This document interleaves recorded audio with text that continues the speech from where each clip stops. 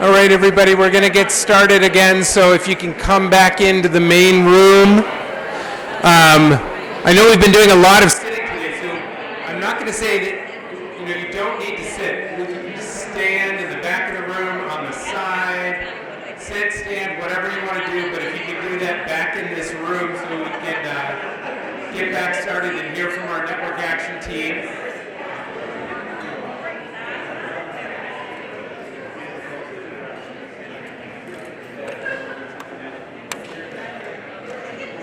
All right, thank you all.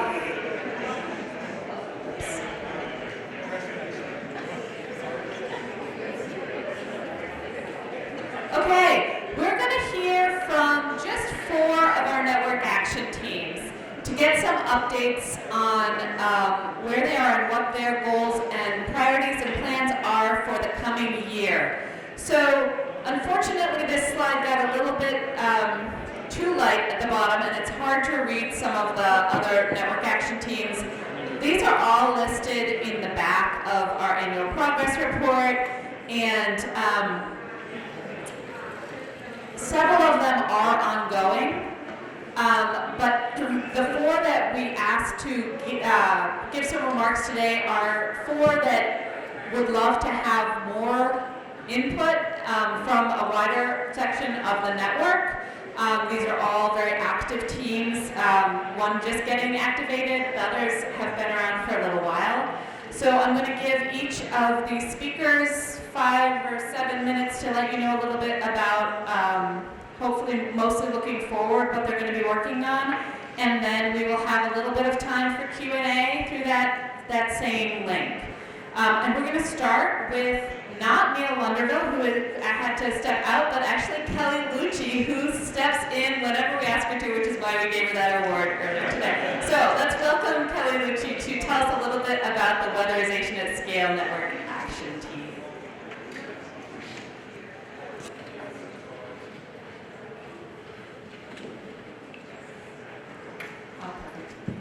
Thank you. Awesome. All right. Yeah, so I'm playing Lunderville today. I'm on the pale substitute, but I have been involved in this group for quite a while, and very excited to be part of the progress. So I'm going to do my best to fill in and provide just a general update on how we got where we are and where we are. So Weatherization at Scale started 3 years ago as a result of a pitch at an EAN summit, and there's a bold goal named to weatherize 120,000 homes in Vermont by 2030. The core premise undergirding this goal is that weatherization needs long-term, stable funding, predictable funding, in order to meet Vermont climate requirements.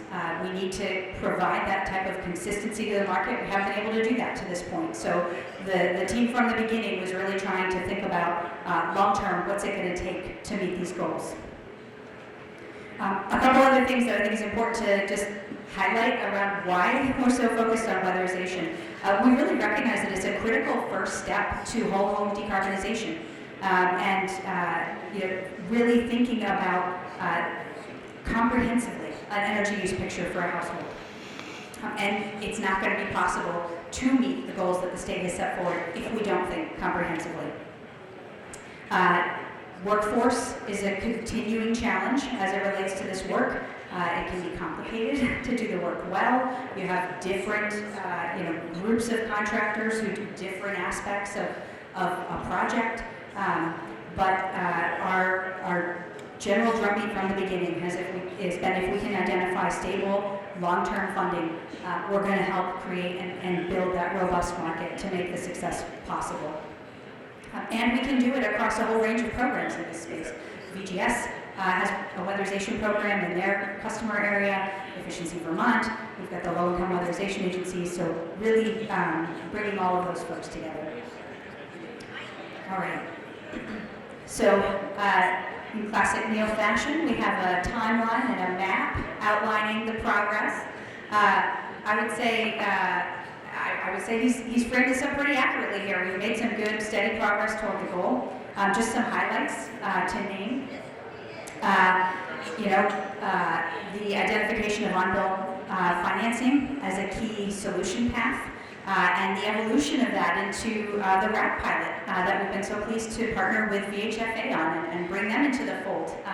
The intersection of housing and energy, I think, is a really big opportunity and a great statement about the value of network that EAN's allowed us to build in this space. Ensuring weatherization is an eligible funding activity under Act 18, the Affordable Heat Act, and really just the regular knowledge sharing and updates that the meetings have been able to afford us as we kind of continue to gather this group. So looking ahead to the coming year, we're going to continue efforts to identify those long-term funding mechanisms. We're so appreciative of the steps policymakers have taken to leverage, allow us to leverage federal dollars and get us through the next couple of years. We're going to be thinking about what is it going to take to extend that on into the future? What does that look like? What's the particular package of services and incentives that's really going to be compelling and help drive progress for low and moderate income folks? And we'll be looking also at the intersection with helping support flood recovery as well. There's been some really great work done across all of the utilities to help pull services together and try to make a solution path more accessible to Vermont flood survivors. And we're going to continue working closely with the other EAN network action teams, points of intersection around the climate workforce for sure, on opportunities to build a market, and again, looking at affordability, particularly for renters, and how do we get property owners engaged in these services as well. And there's obviously going to be continued policy and regulatory conversation that will be important to follow here. So last slide, just want to highlight the range of partners who've been involved in this effort over the last 3 years.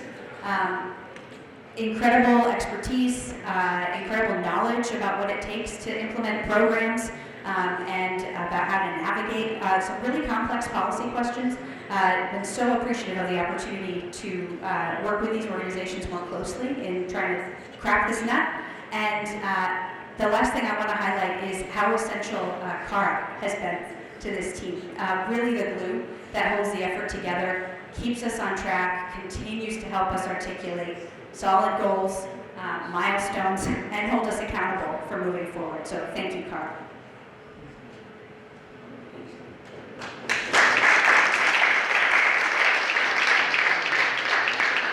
Thank you, Kelly. Next, I have climate workforce. Dylan Giammattisi, would you come up and talk about climate workforce?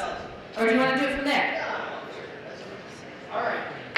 End of the day, we got to do a little presentation here. All right. Hello, everyone. I'm Dylan Giammattisi. It's getting toward the end of the day. I want to thank Cara, Jared, and the entire EAN team that has put this on, Ford and everyone. It's a great event every year, and they make possible initiatives such as the Climate Workforce Initiative, which is a network team that's getting pretty mature in the process here. It started about 2 years ago. But before we get to that, just a little bit of audience participation. It's late in the day.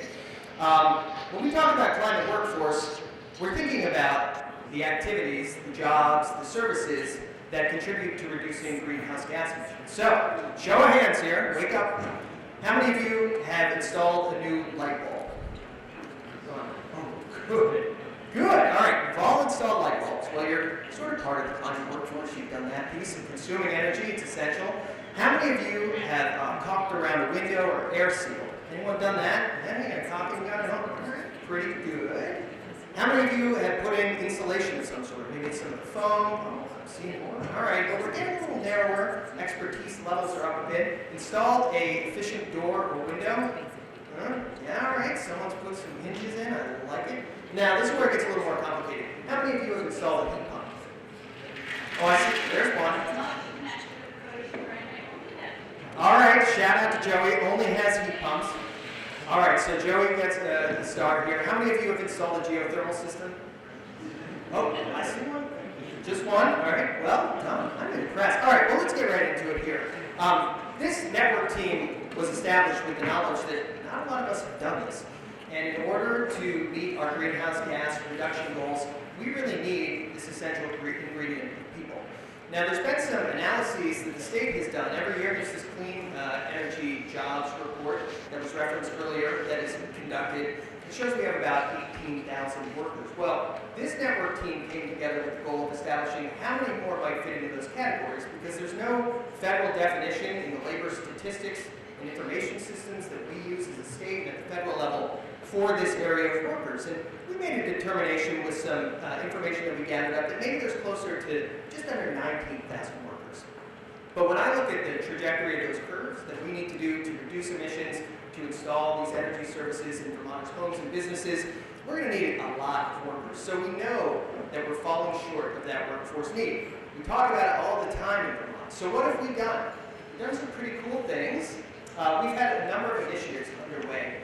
And in 2023, we've broken off into working groups to try to focus into some bite-sized pieces. Because this is rather daunting when you are told that you don't have enough people to do something that you have to do. It gets a little tricky. So we focused on employee-centered issues. We've conducted focus groups with workers or potential workers. We have also compiled that feedback that we pulled together into a report, which is available. It's really great. Compliments to Cara and others who worked on that. It was a lot of work. We've conducted an employer-centric work group, and we've hosted a webinar on retention practices and developed and deployed surveys to employers. We're continuing to hone in on what we can do to support the needs of employers in Vermont and share some of those recommendations. We've also had an innovative funding working group, which during the legislative session, some of us who are members of the network team, but not representing EAN, volunteered to go down to Montpelier to point out some potential investments that the state could make that would help in this area. Things such as the Public Awareness Initiative, which is a key need that we've identified through our research. And also, we successfully, some of us worked to advocate for funding for a program that the Vermont Sustainable Jobs Fund is putting together to help with business coaching for businesses that maybe currently are in the energy business, but are not necessarily installing clean energy solutions. This might serve as a means to help coach them. So we've had some successes. We're also working on some developments with partners. We are really excited. One of the things that we know we need, there's an initiative run by folks who are involved with the Chamber of Commerce, Vermont Talent Pipeline Management, which has done a lot of mapping in sectors to help employers get connected to training opportunities, potential employees, and so forth. And we have actually worked with our partners at Efficiency Vermont, who we are very excited to learn, are actually going to be dedicating funding for a position for this purpose coming up so that we'll be able to map thermal workforce needs in this space, which is going to be really critical to meeting our climate goals. The other thing that we've started to do is some outreach. We've talked with plenty of post-secondary education and secondary education leaders, but we're really focusing in now on career and technical education, which serves as a network in the state where some really relevant skills are being developed for this purpose. So, we've had some good accomplishments over the past couple of years. So what are we looking at next?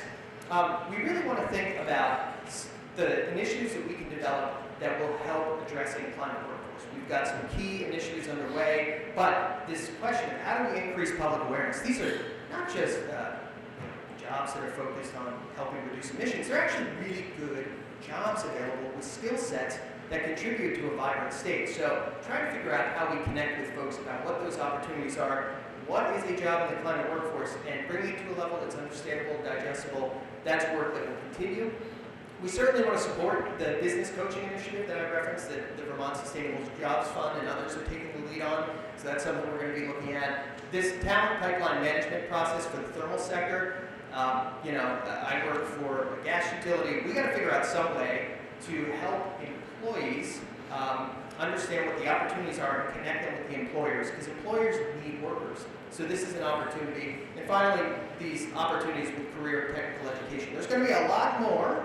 And the next opportunity where you could join the conversation is October 6th. We have a coalition meeting, 10 a.m. to noon. It's going to be in Woodnewski. And if you want those details, they're on the website. You can hit me up, you can hit Cara up, and we'll get that for you. So that is it on climate workforce.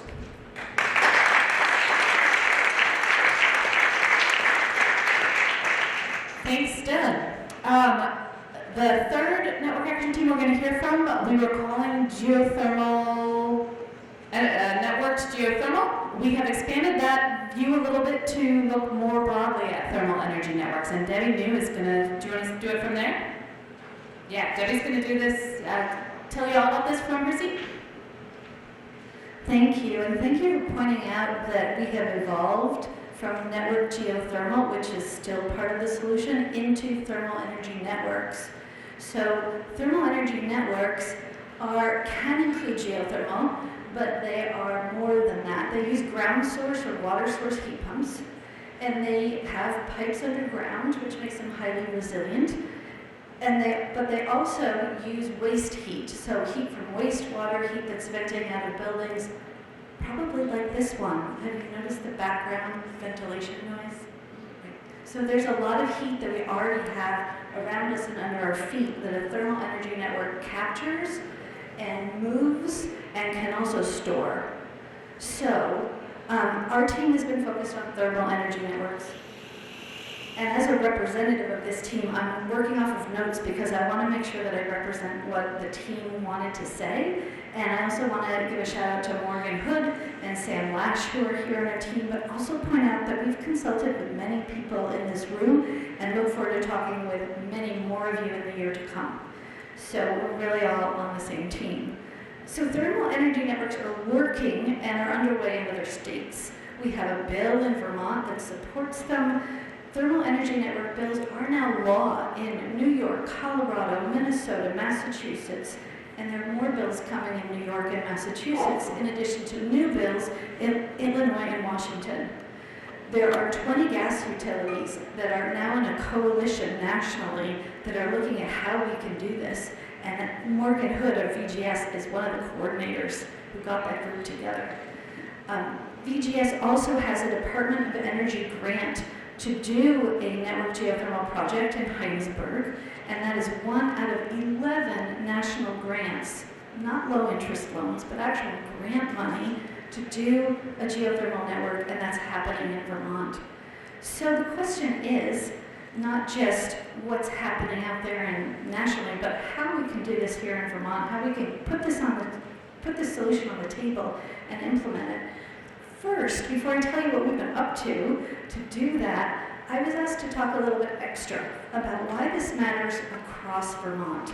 So we already know that thermal energy networks, because of the way they're implemented in other places, make a lot of sense in Vermont for our town centers and for denser areas. And we're going for denser areas with new housing and infill and that kind of thing. Also for new construction, and if you live in South Burlington like I do, you know what I'm talking about, but there's a lot of that going on. But also for affordable housing, which is much needed. And the IRA incentives that we've heard about already today make this, according to the experts, the tax experts, a no-brainer. So thermal energy networks can also help our entire state. Although they're not going to work everywhere, they can benefit all of us because they lower electric demand and shave peaks significantly. So I have a lot more information up here on some handouts if you want to know more, but just for these purposes today, I want to talk about two things. Number one is the Falcon curve. As we know, winter and summer peaks drive up costs, raise questions about reliability and electric build-out. That's part of the discussion. As we replace more fossil fuel heating with electric, we'll increase those winter peaks, and as we need to cool our buildings more, we'll also create higher summer peaks. So the Falcon curve describes these increases from electrifying heating and adding more cooling. I want to make sure everybody hears me and our team say that air source heat pumps are really important in Vermont, especially in our more rural communities. We need to put as many of those in as many buildings as possible and do all the weatherization we possibly can. At the same time, because they're so highly efficient, ground source heat pumps are an important part of our portfolio of solutions, and they need to be on the table. So this graph, the Falcon curve, models how energy peaks are influenced by different technologies. The highest peak one is obviously electric resistance heating. The lowest one is networked geothermal and thermal energy networks. Among electrification strategies, these ground source heat pumps perform best at minimizing peak demand. And in colder climates where we're going to have higher peaks, They're especially important to keep costs lower and make sure that we have the electricity we need where we need it for those air source heat pumps. The other thing to note is that the Dunsky report from Canada, looked at the impacts of ground source heat pumps, which is this central technology in the thermal energy network, looked at the impact of those across Canada and found that while they cost more to install up front, the peak load and electric consumption benefits offset this initial cost.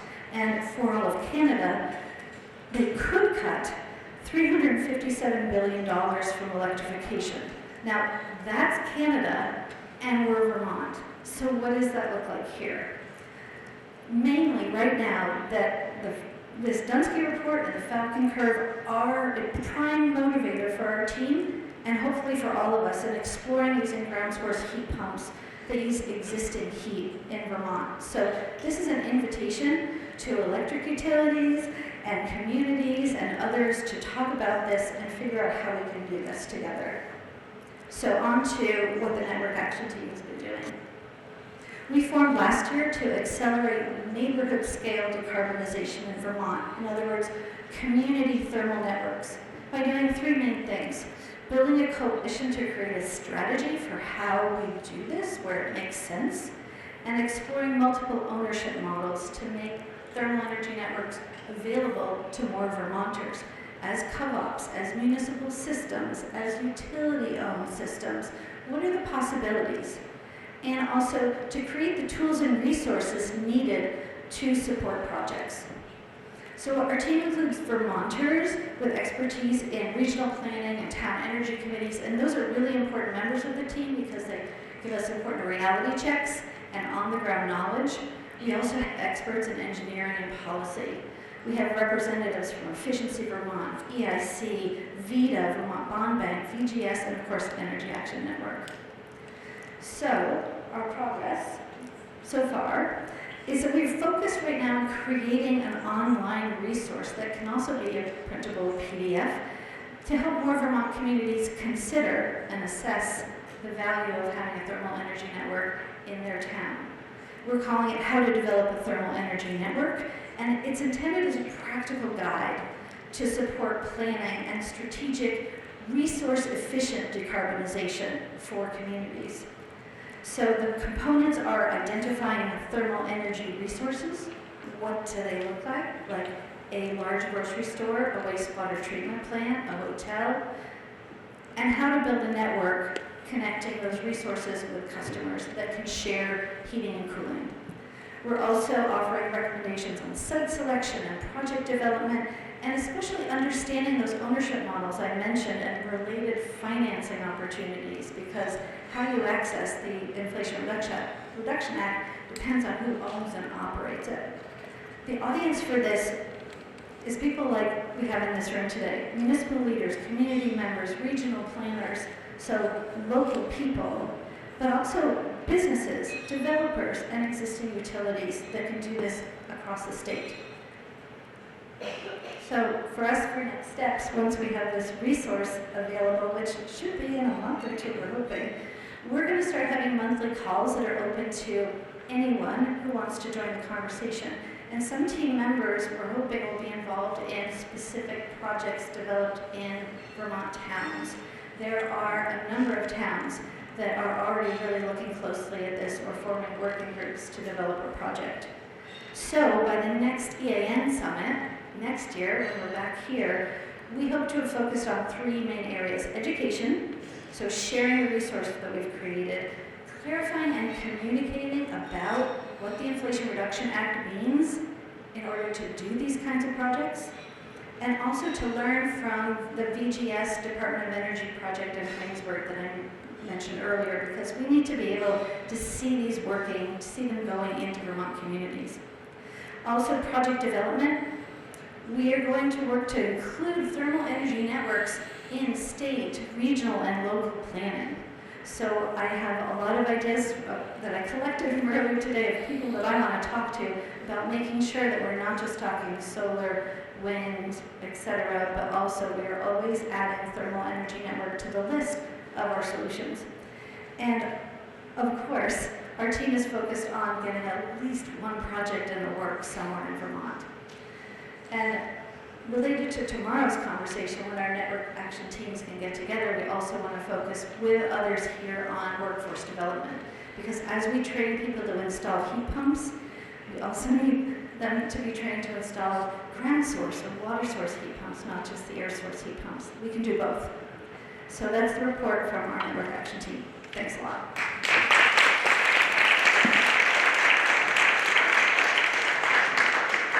Thank you, Debbie. And last but definitely not least, Tom Proctor from Rights and Democracy, talking about tenant weatherization protection. Good afternoon, everyone. So my name is Tom Proctor, and I'm the Housing Justice Organiser for Rights and Democracy. Last year, I was also the lead on the tenant weatherization pitch that was elected at the 2022 conference. So what is tenant weatherization? Sorry about that, thank you very much. 30% of Vermonters rent their homes. The EAN initiative, weatherization at scale, while highly successful and critically important in upgrading Vermont's aging housing stock to limit energy consumption, did not address the weatherization needs for renters. Vermonters are disproportionately lower income, living in older housing, and are more likely to be marginalised. The majority of renters pay for their own utility bills and do not have the autonomy, and usually don't have the resources or incentives to weatherize the homes that they live in. This creates a split incentive between landlords and renters.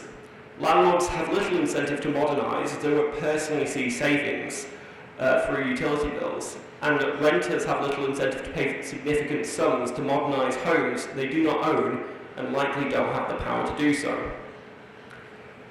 This is an issue that has been analysed and addressed in many countries around the world and several communities across the United States.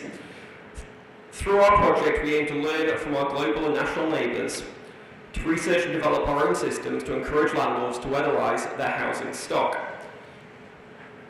We will utilise the fantastic work already done by the Weatherization at Scale group and the incentives that they have created, and interweave these projects with tenant-specific programmes to create a weatherization plan that will address the needs of the 30% of Vermonters who rent.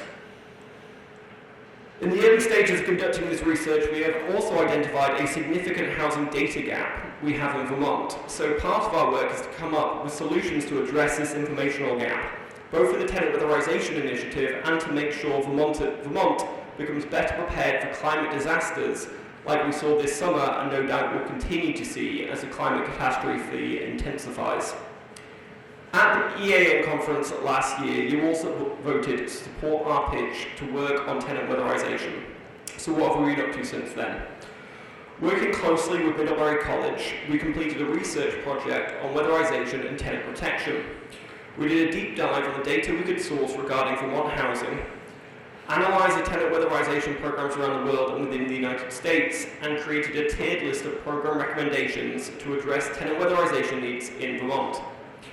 The folks I worked with put together a fantastic report, and I would love to share it with anyone who is interested in receiving that. We also create detailed tenant survey to distribute around the state and had in-depth one-on-ones with responders to supplement our research. Hello? Okay.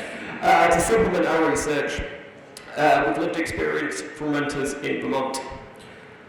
Finally, as Cara has already mentioned, we have just set up our EAN work group to bring in stakeholders into this conversation and to begin our work through this research. We'll be starting our work group on the 4th of October and hope this group will signal the next step in our project. Joining this project will be Julia Tomas from St. Johnsbury Community Hub, Laura Caven-Bailey from the Vermont Council on Rural Development, Paul Zabriskie from Capstone, and Chris Burns from the Burlington Electric Company. While this group is small, we aim to expand and create subcommittees dedicated to various areas of the project. Spots are still open, so if you want to be part of this initial steering committee group and would like to get involved, please come and see me, and I'll let you know all the details of our meeting next week. Thank you very much.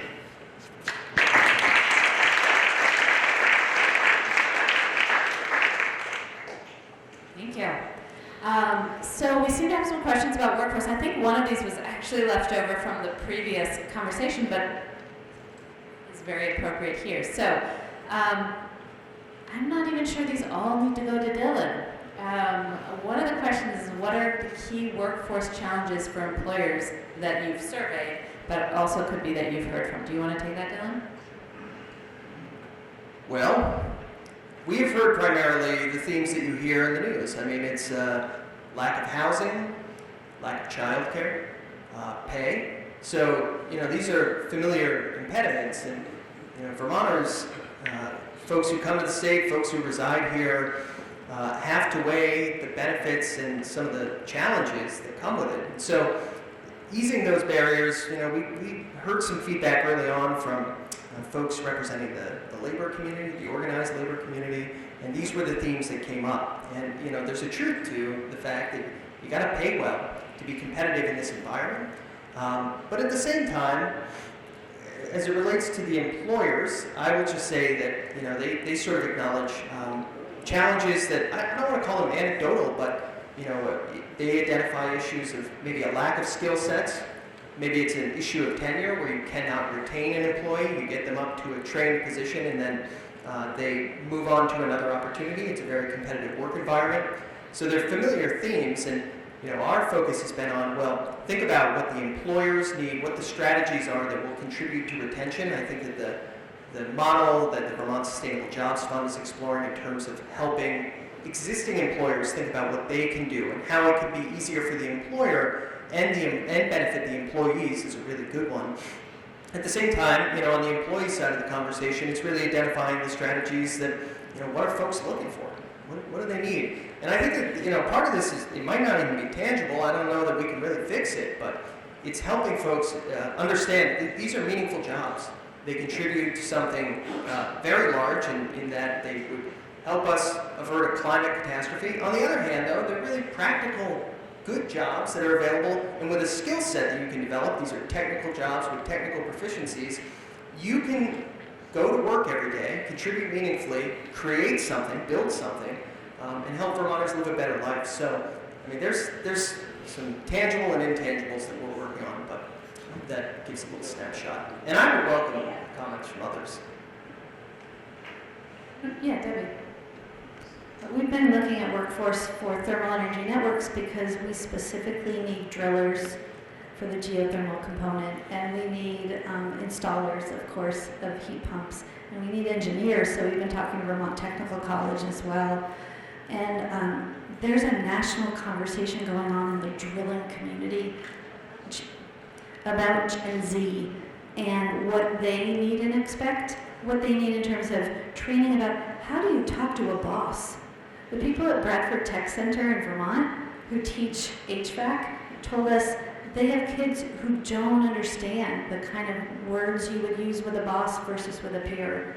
And so they're basic skills. I don't know if people here have friends who are teachers who've been through COVID with kids who've been isolated, and we've got a whole generation of people who need to learn about how to be with other people, communicate, be part of a team, that kind of thing. I have some friends who are elementary school teachers.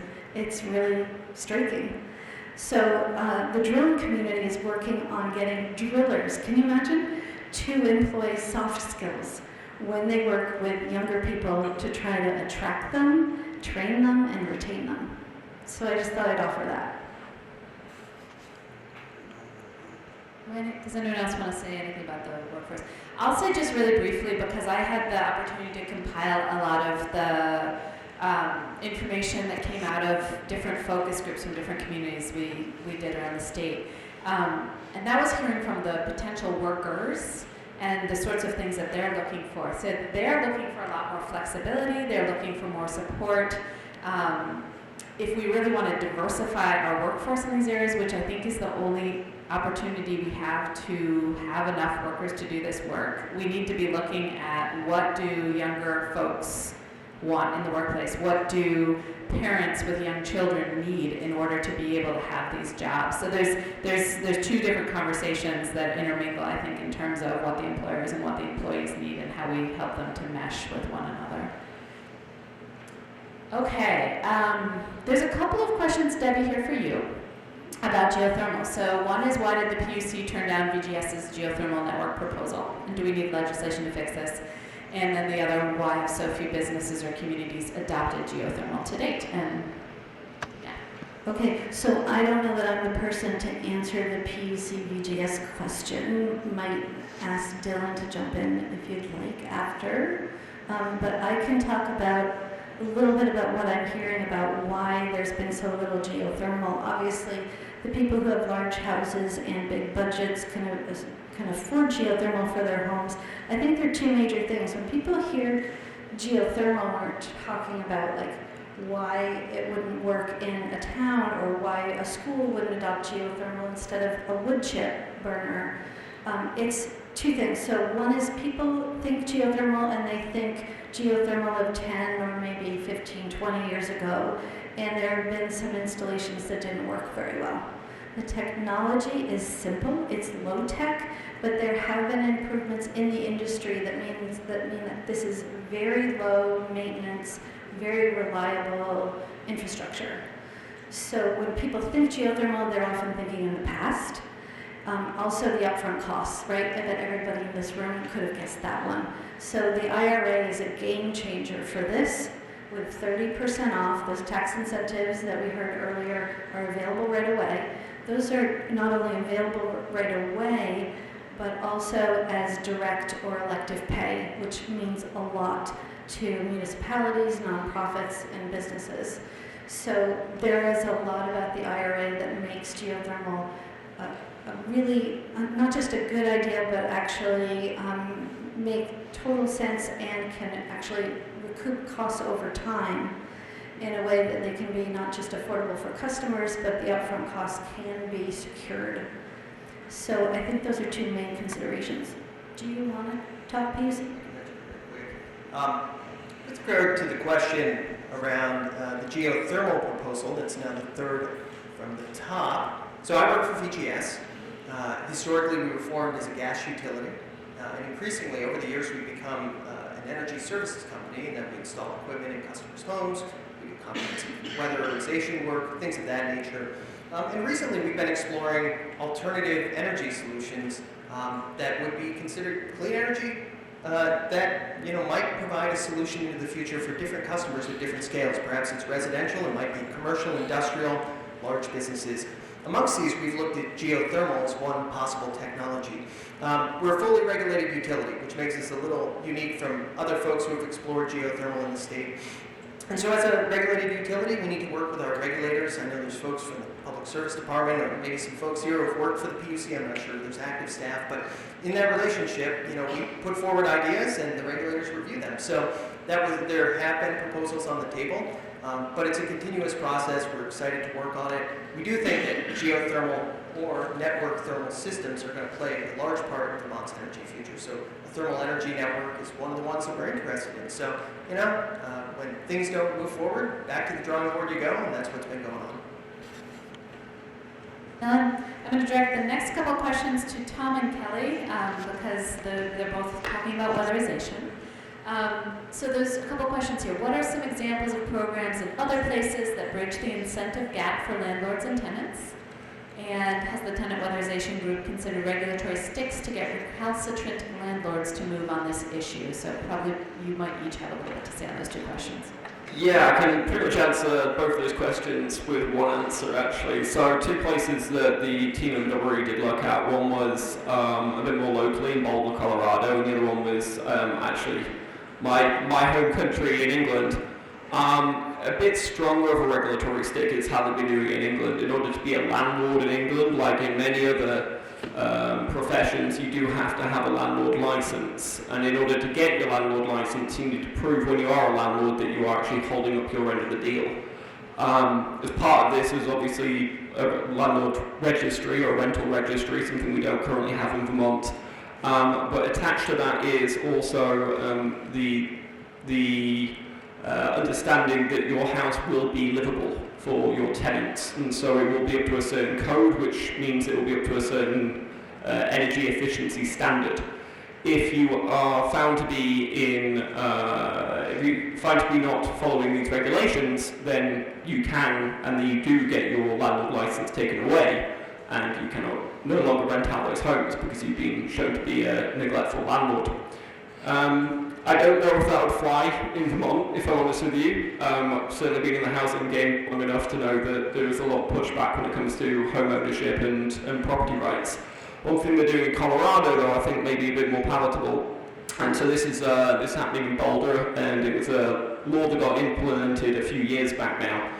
And basically, they do have a rental registry in the city, and landlords are required to weatherize their homes within an 8-year period, and in that 8-year period they are given access to a number of different grants and initiatives, very much like the weatherization at scale initiatives that are going on right now. But if they fail to weatherize their apartments in those 8 years, then the landlord is responsible for the utility bill.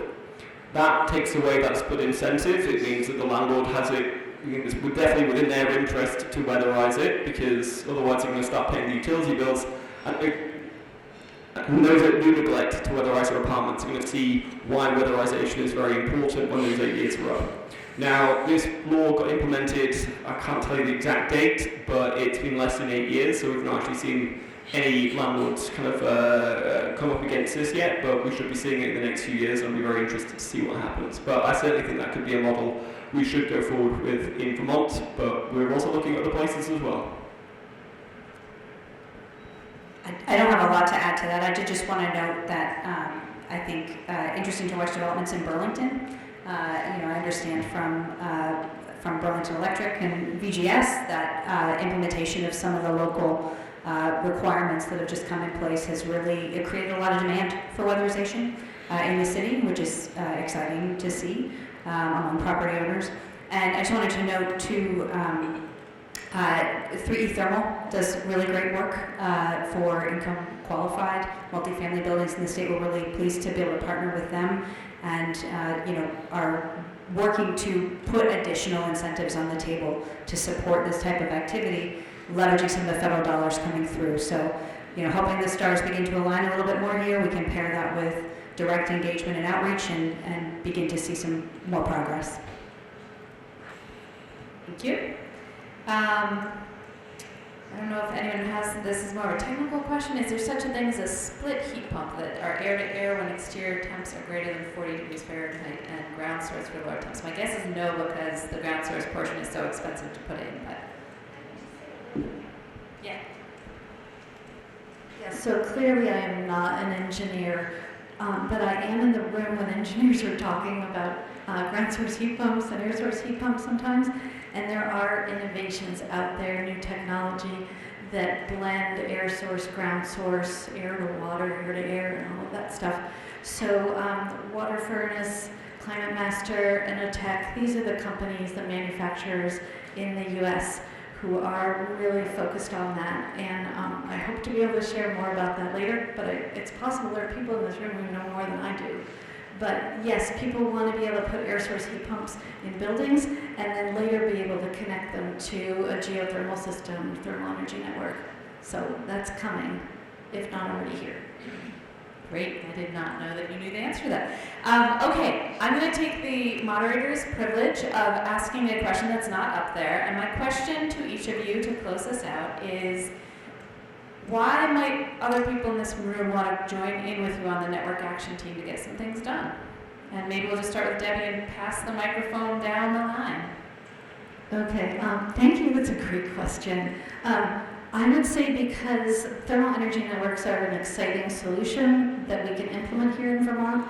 So I would just say personally, as a climate activist, I'm often in the position of fighting things and trying to oppose things. And this is about collaborating with people across all kinds of interest groups to implement something that works for many people in many places, but that also requires input from many different people. It appeals to people who are conservative and concerned about not spending too much money on things and are really focused on economic development. It also really appeals to people who are focused on dramatically slashing emissions. So these systems can start at 60% of cutting emissions, and up to many of them cut 80% of emissions. So this is really going to make a difference where we can implement in Vermont. Plus we have some great people on the team and we have fun. Thanks. That's a pretty good pitch.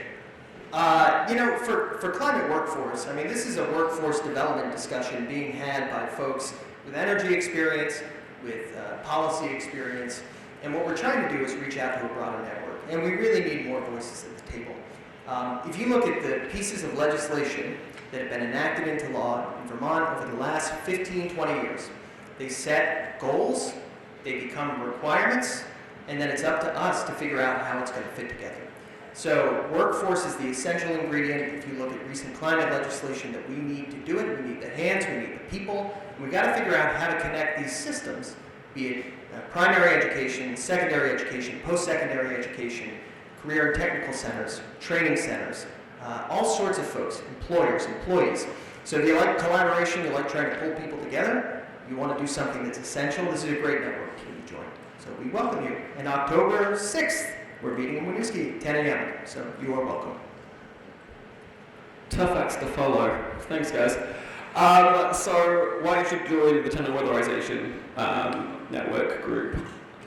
Housing is currently one of Vermont's largest issues. I know we're all in this room climate people, and it is something that we at Rights and Democracy are also fighting for, but this is a real immediate need in Vermont. So this is going to be a project that is going to address issues among the rental population in Vermont, and the impacts will be felt very quickly. You will see the fruits of your labour happen very quickly. It is also a wide-ranging project. It doesn't just have the tenant weatherization policies that we'll be trying to look through. We'll also be having to implement other things like a rental registry as well, and working towards how we get that fixed, which doesn't just address climate issues, although it does really help us with climate readiness, because as we saw during the floodings this summer, we didn't know who rented what where, and as a result, so many of our most impoverished communities ended up getting a lot harder hit than maybe they would have done, or are not recovering as quickly as they should do.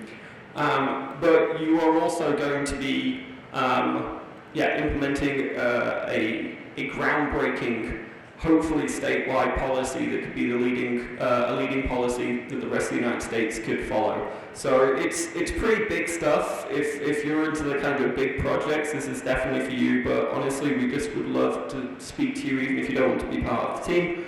There is so much expertise in this room today, and I think every single one of you got something to contribute to this project. So please come talk to me if you're interested.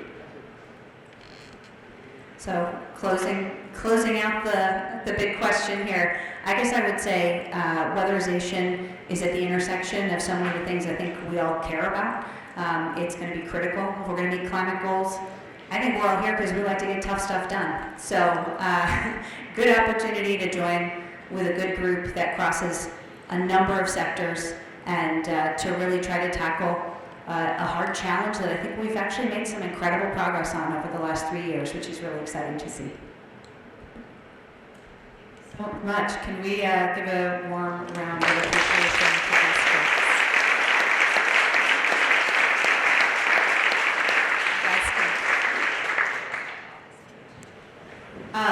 I think we need to change our mission statement to "We get tough stuff." What did Kelly just say so eloquently? We're here because we get tough stuff done. I really like that.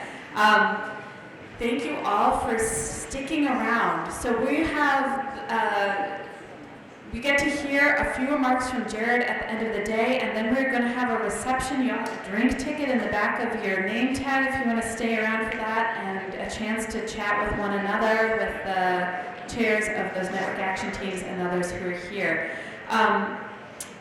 I just want to reflect really quickly again on where we've come and where we're going. We've heard a lot of really interesting information today, gotten to ask some good questions. Tomorrow is going to be all about conversation. So if you are able to join us, whether you're registered or not, again, I have to say, if you're not registered, we probably can't feed you, but we have room at the table for you, and we would love to have more people in those conversations. So please feel welcome to join us for that. So I am very happy to hand back over to Jared for a few final remarks. Thanks, Cara. It's great to look out and see you all at the end of this beautiful day. We're going to get to enjoy it more together outside soon, but before we close, I want to offer some really important thank yous. There's a lot that goes into an event like this. And first and foremost, I want to thank Cara, our amazing Deputy Director and Network Manager. She, as was said earlier, is the glue that holds so much of our network and our network action teams together, and she did more than anyone to organize this summit today. So thank you, Cara.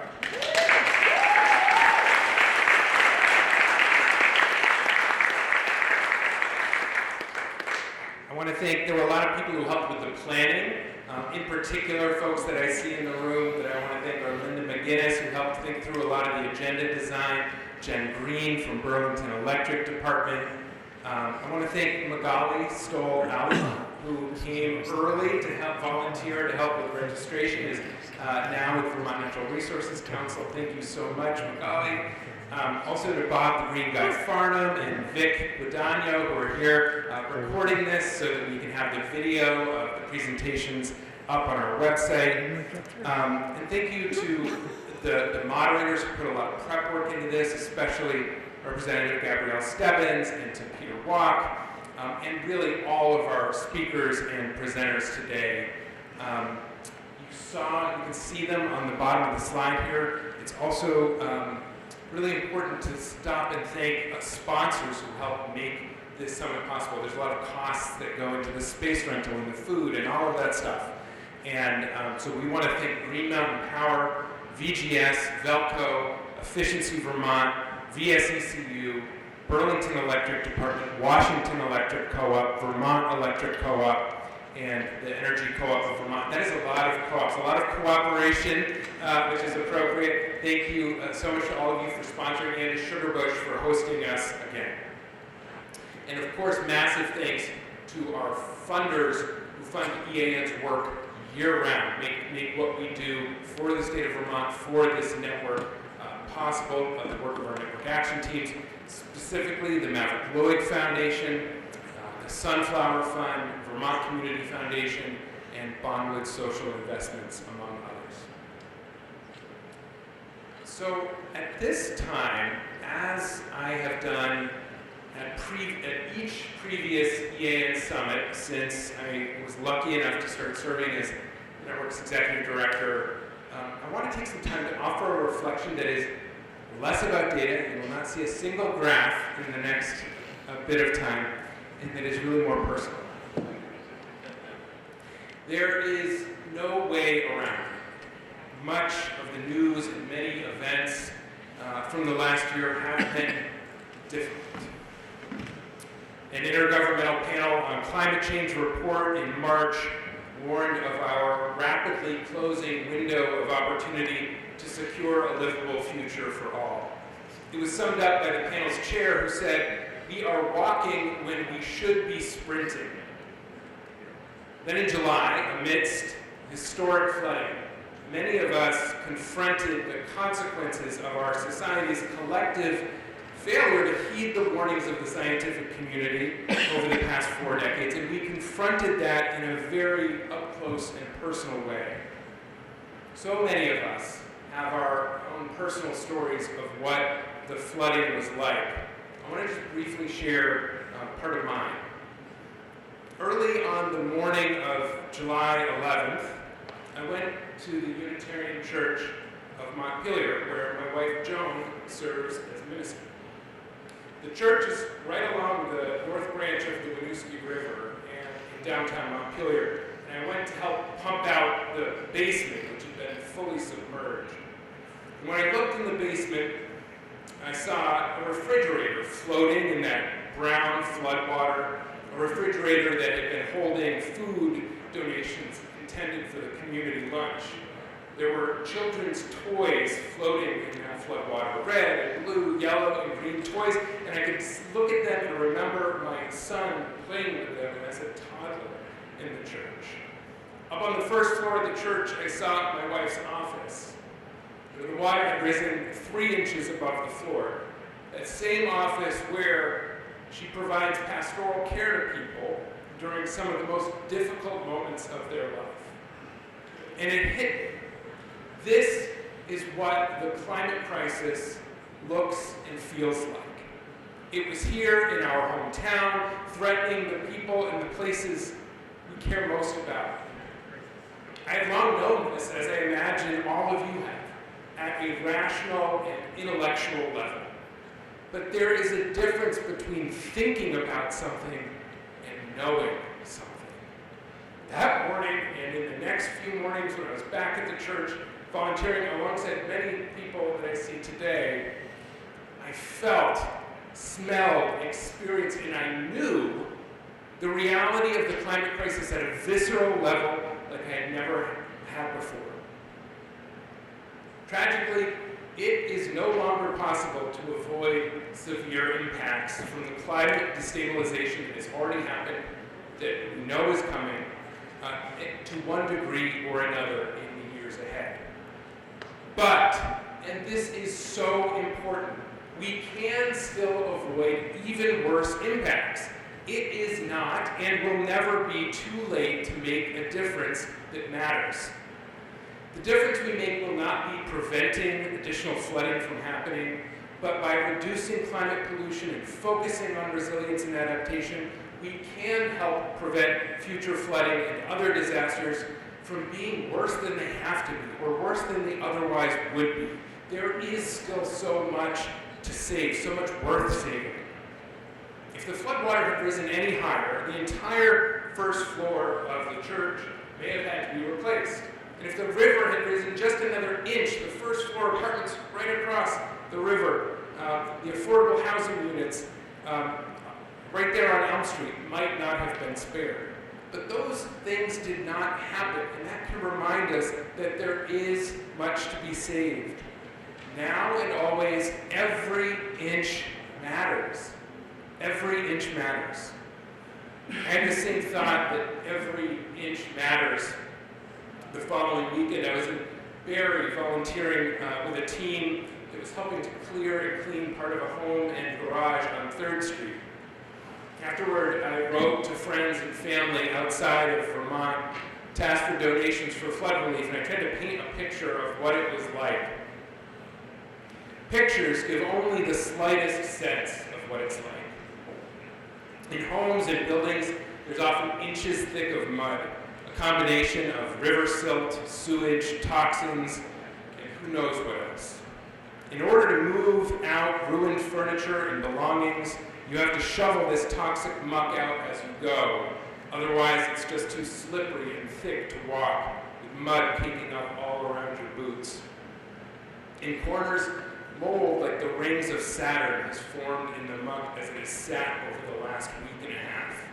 Even wearing a mask, the musty sewage smell gets in and stays in your throat and in your nostrils. Shoveling and moving bucket after bucket of this stuff, your eyes start stinging, and you can't tell if it's from the sweat, some piece of debris that got in your eye, or whatever is in the air. You can't stop to think of the scale of the damage or the amount of work ahead, both because it's hard to fathom and because it's a distraction from the work at hand. So you carry one more bucket, clean out one more garage bay, take it one more step at a time, alongside amazing people who you just met that morning, but who already feel like old friends. Every inch matters, every step matters, every choice matters. There are so many voices right now, often defenders of the fossil-fueled status quo, telling us that what we do doesn't matter or can't make a difference. Our individual choices don't matter, Vermont is too small to make a difference, too little, too late, on and on. Nihilism does not need any more proponents, and fossil fuels certainly don't need any more excuses or defenders. I don't buy all of this negativity because I know and see otherwise. I saw it in Montpelier and I saw it in Barrie. Our choice really is not whether we change the world, but how we choose it with the choices that we make every day with those around us. And I see this conviction in our network all the time. what you teach me is that the challenge and opportunity before us, in the words of Raymond Williams, is to make hope possible, not despair convincing. To make hope possible, not despair convincing. The author, Rebecca Solnit, builds on this same idea, writing that to hope is to accept despair as an emotion, but not as an analysis. To recognize that what is unlikely is possible, just as what is likely is not inevitable. To understand that difficult is not the same as impossible. On the one hand, I find real meaning and purpose comes from just showing up to pitch in on the difficult but necessary work alongside those you care about, regardless of the outcome. I found that after the flood, and I find it in our work together every year.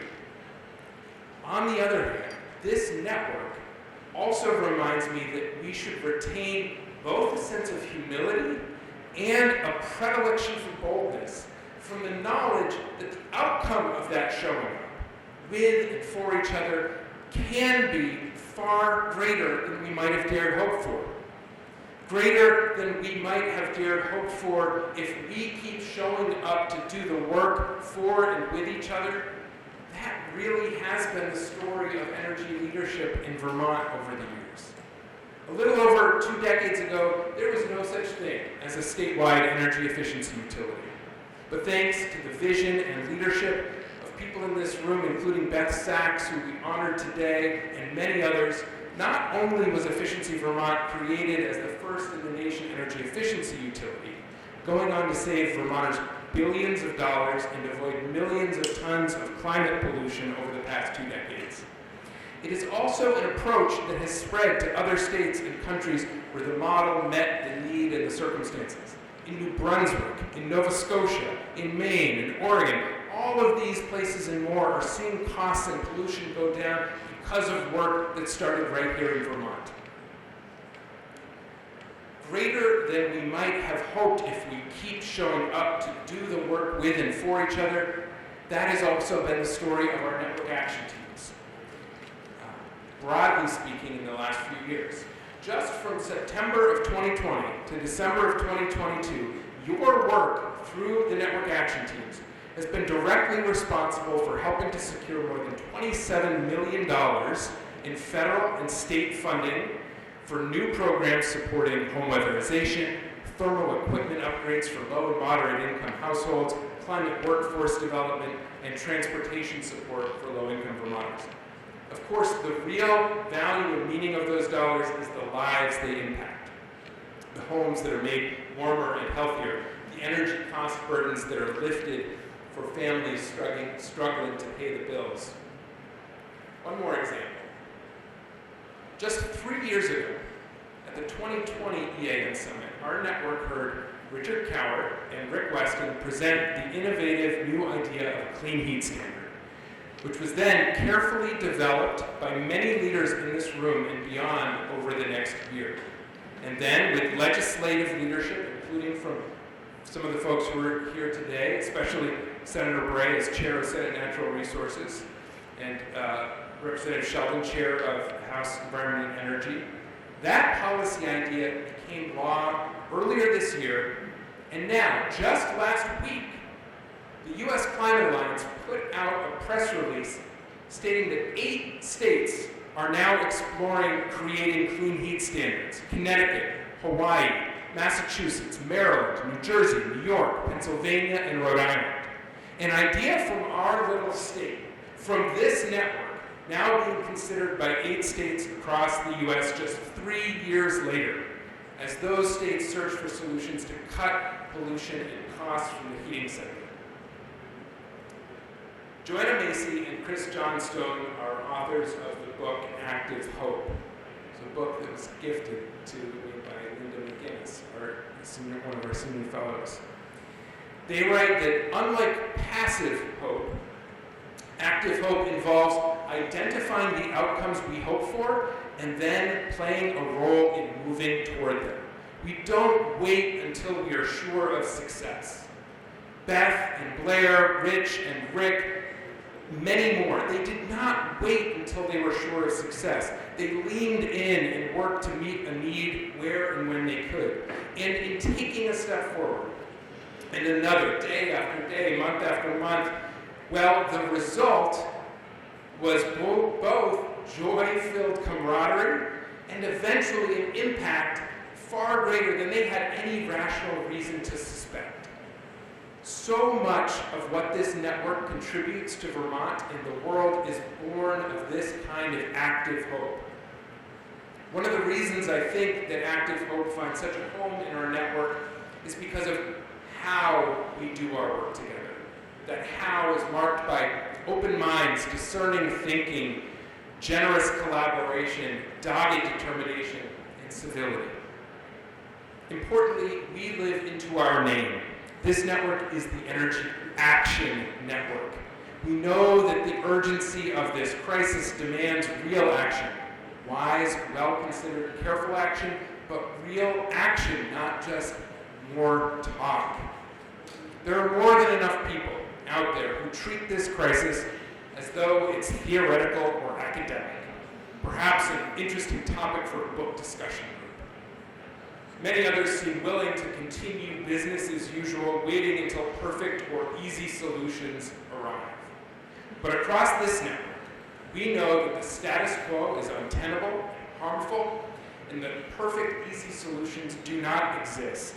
So therefore, we have a responsibility to actually step up and solve problems in the here and now, in a here and now that is difficult and messy. So we ask questions together, like, what will it take for durable, system-level change? Who will this impact, and how? Compared to what? Compared to what?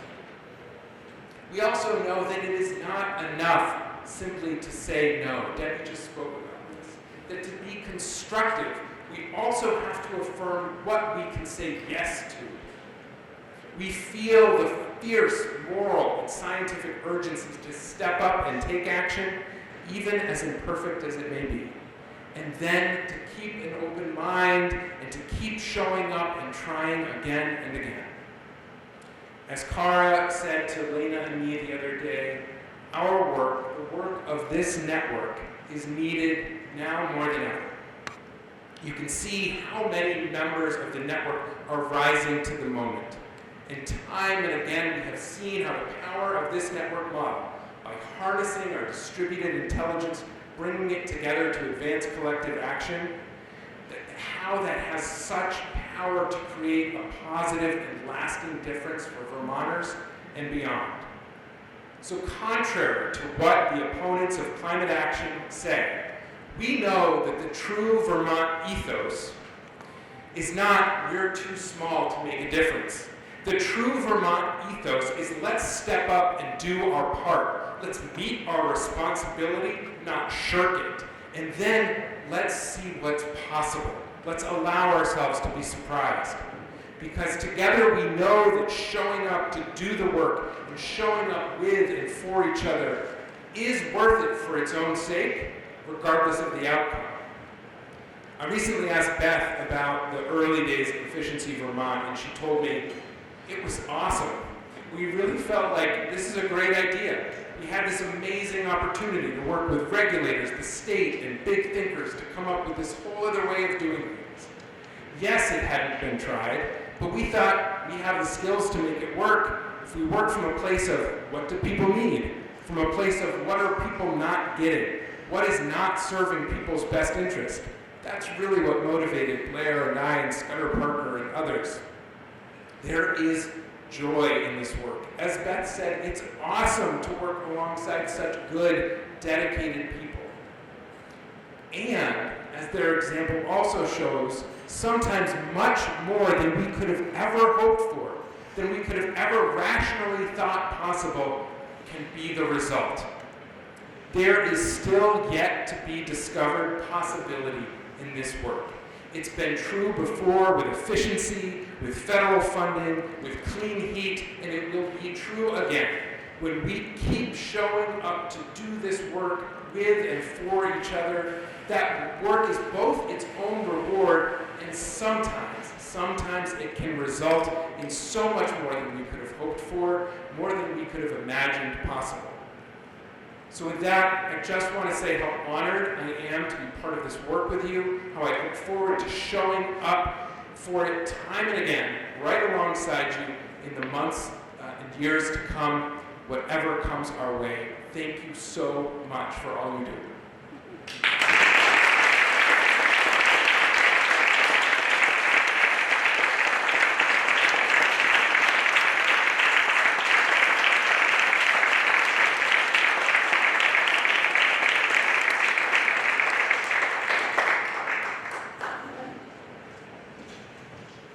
And now, we hope you will stay for drinks and dinner and food. You will find on your tables some evaluations, which if you want to just fill it out while things are fresh, what you thought worked well today, possible areas for improvement. We have a cardboard box back by the registration table. You can drop those evaluations off when you leave. Or if you would like to do them online, we will send out a link so that you can just do it from your computer later. But I know sometimes folks like to do it while it's fresh. Either option, by paper or online, we'll send you the link. Anything else to share?